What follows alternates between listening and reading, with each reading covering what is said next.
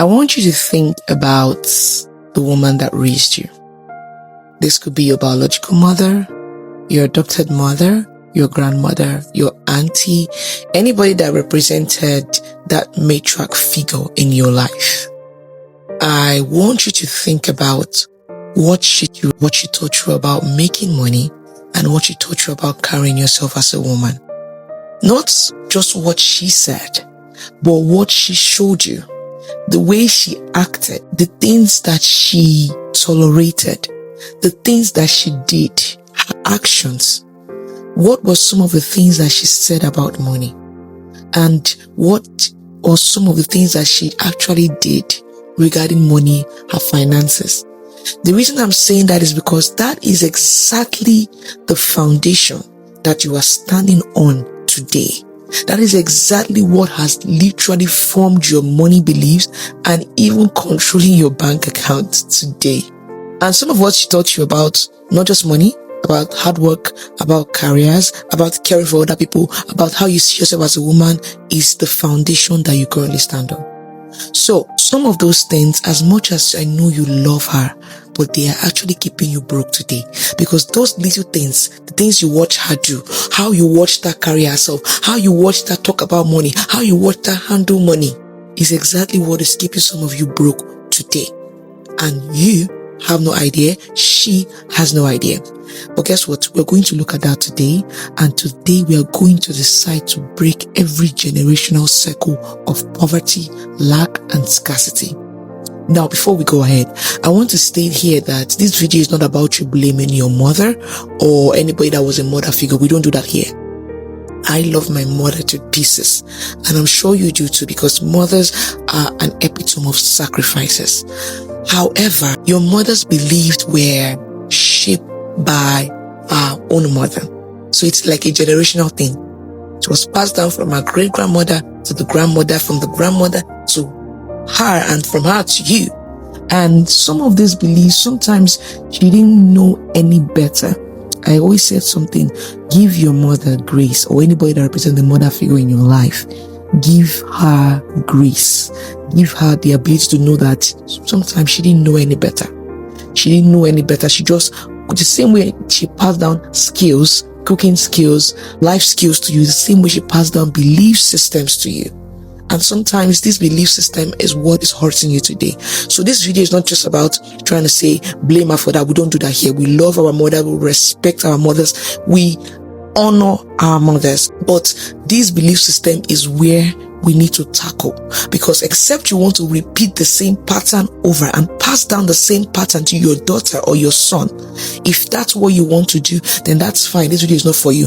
But if you know you don't want to repeat it, or you are finding yourself that every single day in your life, what happened to your mother is already beginning to happen to you, then you want to stick around with this video, because this is going to be completely life transforming.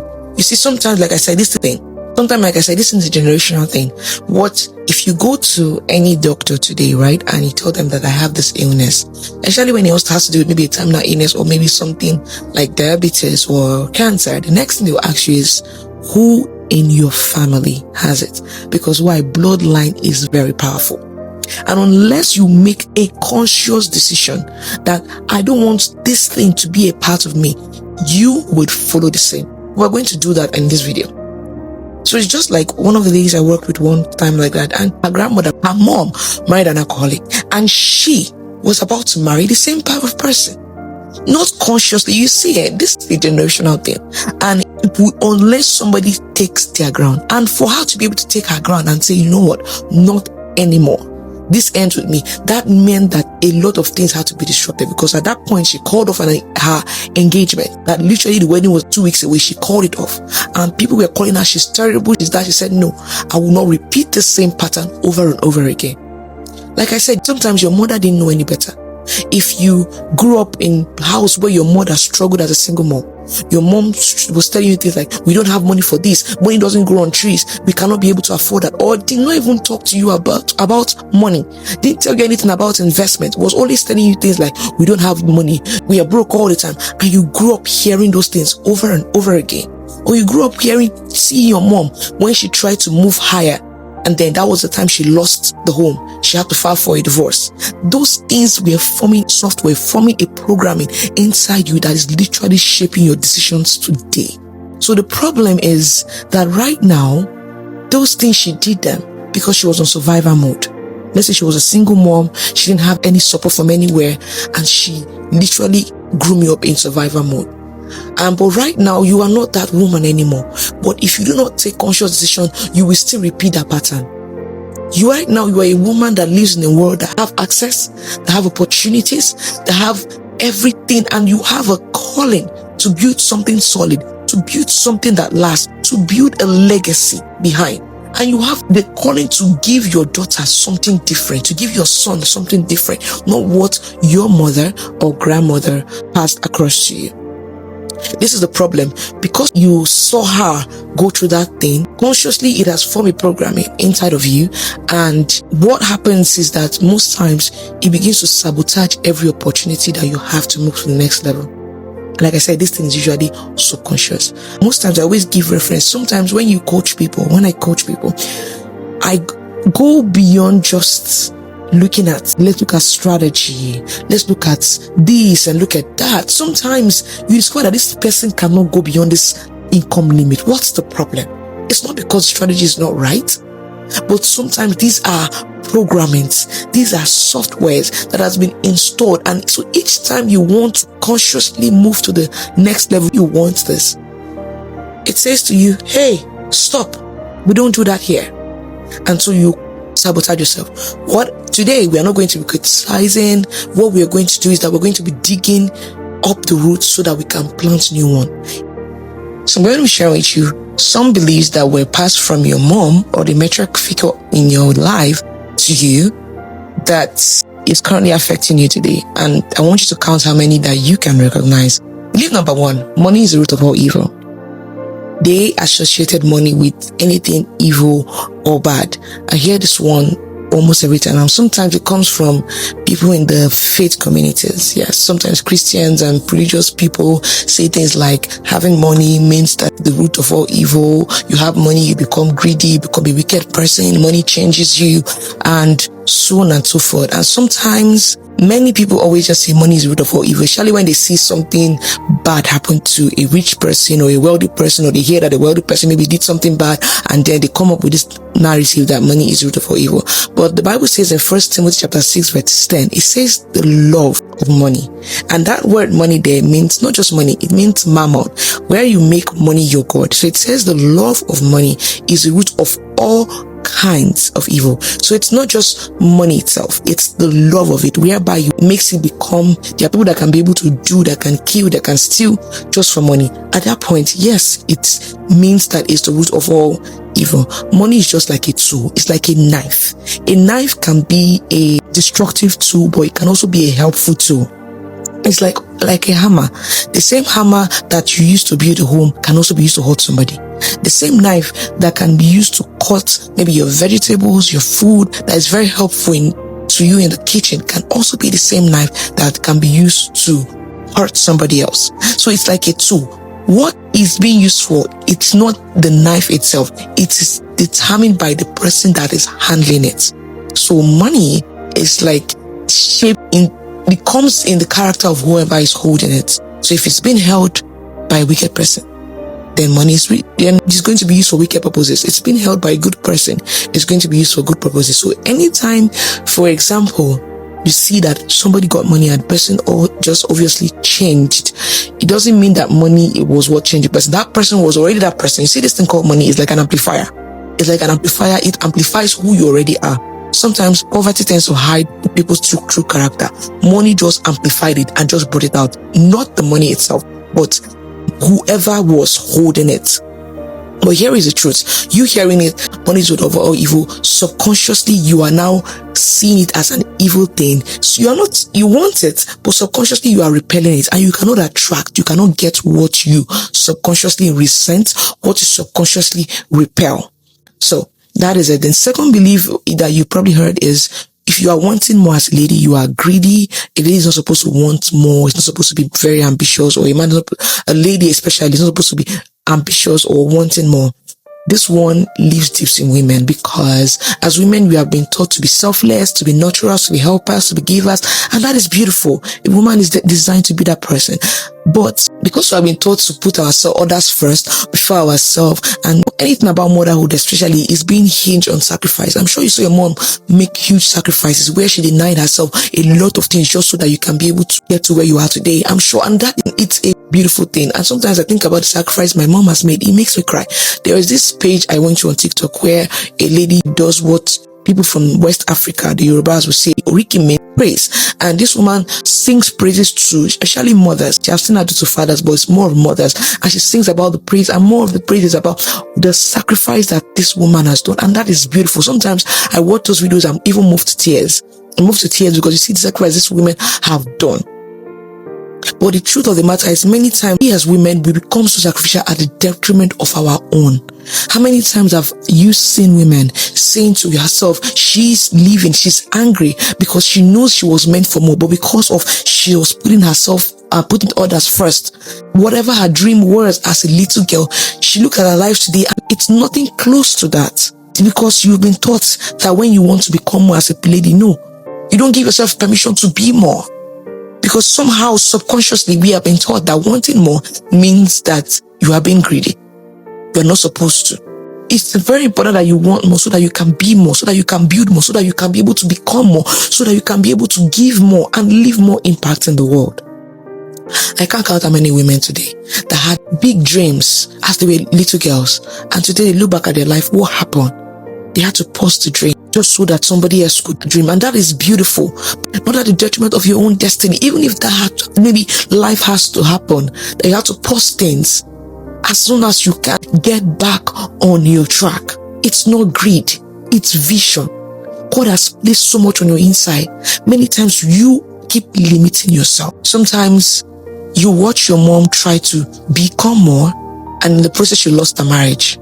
And so you yourself right now, you are in the same thing and you're trying to do more, and then because you don't want to lose your home, you subconsciously pull back. Even sometimes God might have even blessed you with a supportive partner, but you are pulling back and you hide all those gifts that God has given you, and then you cannot be able to be what God has called you to be. I'm going to move really fast right now. So the third one is where they taught you that saving is the safest thing you can do. I'm going to say this, and I'm going to say this with love. You cannot build your way to wealth by saving alone. Anyone that taught you that? No. And your financial advisor, don't get me wrong, I worked in the bank as a financial advisor, that is telling you save your way. You can't save your way to wealth. I repeat, you can't. You see those pennies you are saving? No. Am I saying saving is bad? Saving is good. When I teach women on how to be able to come out of the 9-to-5, I tell you, save. It's good to have it as an emergency fund. Have it call it a financial freedom fund account. When I thought about the 5 bank account every woman that's building wealth needs to have. But while you are doing that, while your savings is a means to an end, you learn this from your mom or your grandmother, because probably you saw them gather money. That's beautiful. Saving money for emergencies, but don't stop there, because you won't get wealthy that way. I promise you will not get wealthy that way. Inflation runs about 3% every year, and your savings accounts earn less than 1%. Or maybe if you have a high interest saving account, that means for every dollar you are saving, you are losing 2%. And you're doing everything, but you're getting poorer. You cannot save your way to wealth. The women who build generational and legacy wealth don't just save, they invest, they own, they have leverage, they have assets. That is what you should be building. It doesn't matter if you have a 9-to-5 job or a business. It has nothing to do with business. You invest, you have leverage, you have assets, you have ownership. Ownership is the key word there. They make your money, you make their money work for them while you sleep. So while you're building active income, it doesn't just stop at active income. You also have to start building income that works for you long term. You can't save your way to wealth. I would rather, for me, I always believe in something, invest in it so that you can increase your income. So as somebody that's saving pennies, you're earning, let's say $2,000, you're able to save just $100 every month. That's beautiful. But think of, how can I move this savings from $100 every month to $2,000 every month? How can I move from $2,000 every month to $10,000 every month? That demands that you have to grow. That demands that you have to become better. But if you say, I want to stay at this job, $2,000 every month, calculate $100 every month. That's even still okay. then inflation steals it. So that demands that I can't be this person. I need to grow. I need to get better. So the next thing that you most likely inherited from your mom is where she said things like money doesn't grow on trees, or she never even talked about money at all. She would just kept telling you, we are broke, we cannot be able to afford it. So you grew up not even knowing how the finances of the home was handled. All you know is that whenever you wanted to get something, she just told you, there is no money. We can't afford it. We are broke. And you don't even know what we can't afford it actually meant. The silence around money is one of the most dangerous passed down to in families, because sometimes silence creates shame. Or where you went outside and then you discovered that maybe mommy's card or her card was declined and she didn't even say anything. She just kept telling you, don't worry about it, everything is fine. And I understand that she was trying to protect you, but she never actually talked about it. And so subconsciously you are seeing this thing called financial shame. Like money now began to look like something like a shameful thing, right? And sometimes shame creates what is known as avoidance. And what avoidance does is that it creates a circle of debt, financial illiteracy, and women who are embarrassed to ask basic questions that they need to ask in order to build wealth, because they see money as this thing that do not need to be talked about, or this thing that they are subconsciously ashamed of. Or if she said something like money doesn't grow on trees, give you the impression that you cannot be able to get easy money. Now, while it's double-edged sword in the sense that, yes, I believe that you have to provide value, and in order to be able to get income in exchange, value, solve problem for people, and in exchange, people see the value and they pay you for that. However, it also gives that impression that you have to work, you have to enslave yourself before you're able to get a penny. How many of you believe that you don't even believe in anything called easy money? You don't believe in anything getting rich quick. But people are getting poor every day, getting poor really quick. And I get that this get rich quick thing is misunderstood. People should get rich quick scheme. No, I'm not talking about getting rich through illegal or illicit means or being unreasonable. But there are times when you're building wealth. That's how wealth is being gotten. Wealth is not gotten by working for pennies every day. You're asking yourself, today, I'm making $2,000 a month. What can I do to be able to increase that? What can I do to be able to move to the next level? How can I be able to build myself? But whereby you keep telling yourself money doesn't grow on tree, that means you're getting to the point where you can't build leverage. You can't have asset that makes money for you while you sleep, because you have to work for every penny. And that thing is limiting you. Which brings me to the other point, where she said to you, a good job, just go to school, get a good job with benefit. That's the goal. Am I saying a job or a career is bad? No. But for her time, maybe she was right. Job security was real, pensions existed, entrepreneurship was for select few. At that time, that era is no more. If you are not in this era right now, you will be left way behind. Today, the average job is designed to keep you in the loop. What do I mean by that? Whereby you work, pay your bills, mortgage, and the likes, and then it continues again. And then there is literally no time, and then that's how your life goes by, literally nothing owned, and then it's passed down to your children, your son and your daughter. Today, in the advent of AI, your job is not even secured anymore. I hope you know that. Literally, with AI, you can, I think it was last year, where I was building a program, and I hired somebody to build me a course. She was my assistant. And then I'll tell her, you know what, do this, I need these slides done, I need this thing done. Today, AI literally does it for me. Those admin tasks that I used to hire out, AI literally does it for me. I got very scared when I saw whereby they are now AI agents that now act as Scrum Masters. I remember a time when I was trying to upgrade in my career. I was literally going for Scrum Master certification. If you're in that line, project management, business analysis. Right now, AI can literally do something like that, because I literally attended a Scrum meeting of not real humans, of AI agents. It's an AI tool I use that is literally filled up with strategists for my business, filled up with chief technical officer. Literally now, what would have cost you? And you think companies are going to keep saying, you know what, let's just pity them, let's pay them because that's their source of income? They're going to fire you. If it's going to save them costs, they would literally fire you and tell you, highest they're going to pay you benefits until you figure out your life. So the era of job security right now is no longer as it is in the 90s. So if you are still living by, let me just go to school, get a good job, I'm not saying building a career is bad. But the people right now that are going to, if at all you want to build a career, are those that are going to be indispensable and those that know how to be able to use AI to get what they want. Those that control it. But to see all these basic admin tasks and you are still doing back, no. Our company right now, we are building AI receptionists for businesses. Literally. And businesses are jumping on it. Why? Because they are literally, it will tell you, you want to hire a receptionist and pay the person $50,000 every month. We're going to install this way less than that and they will jump at it. So you that's supposed to jump and be a receptionist for somebody, that job is gone. That era is no more. The goal is not just get a good job.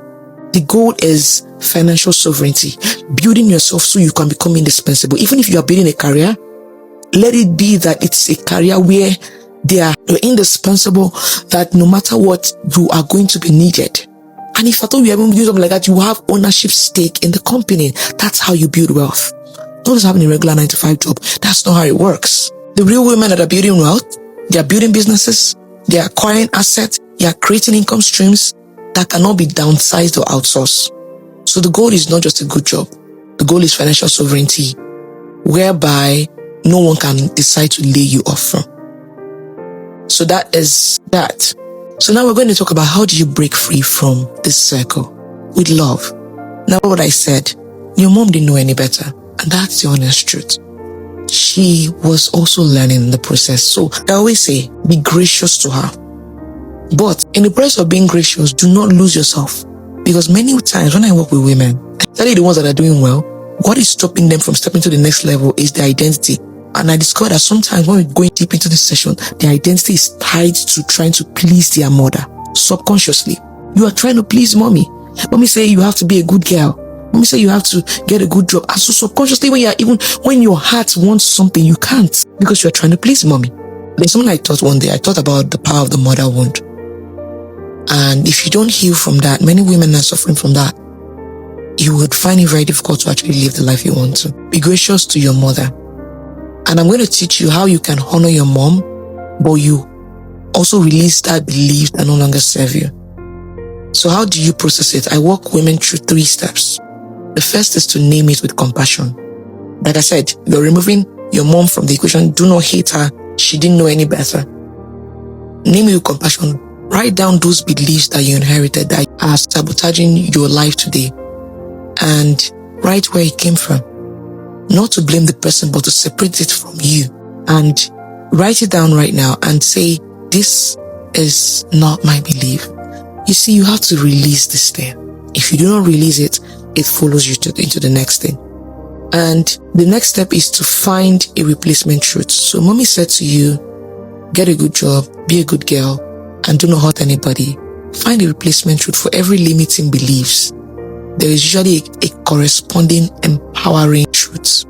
So things like money is evil. Say to you, money in my hands does enormous good. I'm a good person. Money in my hands is a blessing to the world. Whereby you heard us say, wanting more is greedy. Say to yourself, abundance is my responsibility. So it's my responsibility to be able to steward. And so you have to replace all those things. If you do not name it and replace it, you will discover that naturally you start living that cycle again. So the next thing you've done after you have replaced every limiting belief with a corresponding empowering truth, the next thing is to make one decision every week, just one, that corresponds with this new belief system. So not big, scary decision, but just one simple decision. It could be that you decide to go and get a professional course to upgrade your income. It could be that you decide to do something, open a brand new bank account for investment. It could be that you decide to start up that business. It could be that you decide to register that company. It doesn't just take one step. It could even be that right now with your kids, you decide to start having money conversations with them. You decide to start teaching them financial literacy, what you never learned from your mother. It could be that every decision you make right now, you make it from the woman that you want to become, not from who your mom trained you to be, right? So every decision made from new beliefs strengthens like a new muscle. So day by day by day, I said in one video, I said in one of my teachings, I said that the woman that you want to be, and if a man is listening to this, the man you want to be, and the woman you are right now are two different identities. You need to close that gap. And how do you close that gap? With the power of your decision. I want to say this. Listen, your mom gave you everything she had. She's an awesome woman. But one of the powerful things you can do to honor her is not to repeat the same pattern, especially if you never liked the life you lived.